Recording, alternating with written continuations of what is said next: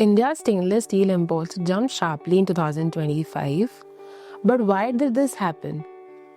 This isn't just a number, it signals a much bigger shift inside India's stainless steel industry. And the bigger question is, will this trend continue in 2026? Let's break it down simply.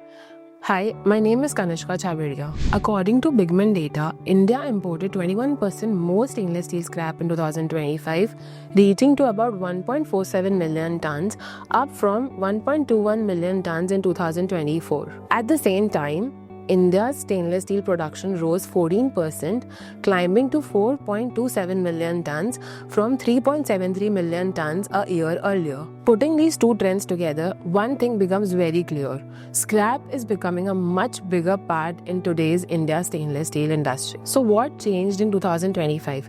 One major shift was the drop in semi-finished imports, products like slab and billets. With fewer semis available, mills faced a choice either to slow their production or switch to other raw materials. Most of them chose the second option. They turned to scrap as a key raw materials to keep their plants running. Another key factor was Indonesia. Indonesia is a key global nickel supplier, exporting huge volumes of ferronickel, stainless steel semi-finish and NPI. However, NPI's bulk shipping, large volumes and lower nickel content limit its use, typically to 15 to 20% of the overall charge mix, pushing mills to rely more on stainless steel scrap as a flexible alternative. Now, let's look at the type of scrap being imported. The clear winner was 300 series scrap. Imports jumped 28%, crossing 1 million tons.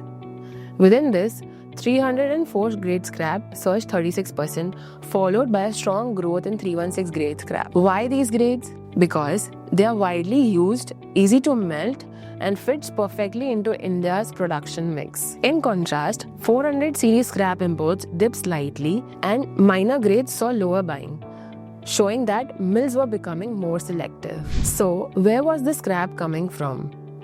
The US remained India's largest supplier, with Vietnam and Thailand close behind.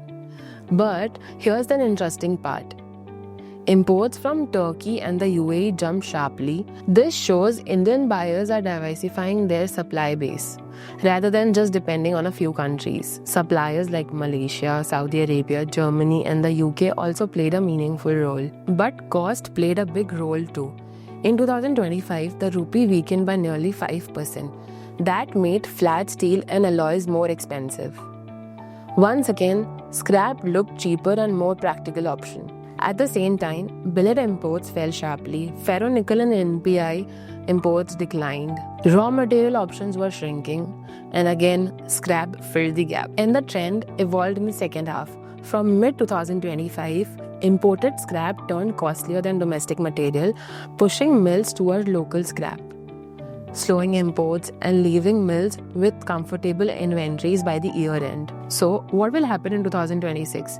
India's expanding stainless steel capacity and rising production keep scrap central to cost optimization. While import growth may slow after 2025, demand across grades will remain strong. But bottom line is, India's stainless steel growth story is increasingly becoming a scrap-driven story. And in 2026, scrap is no longer just an option, it's a necessity. For more such insights, like, share, and subscribe to our channel.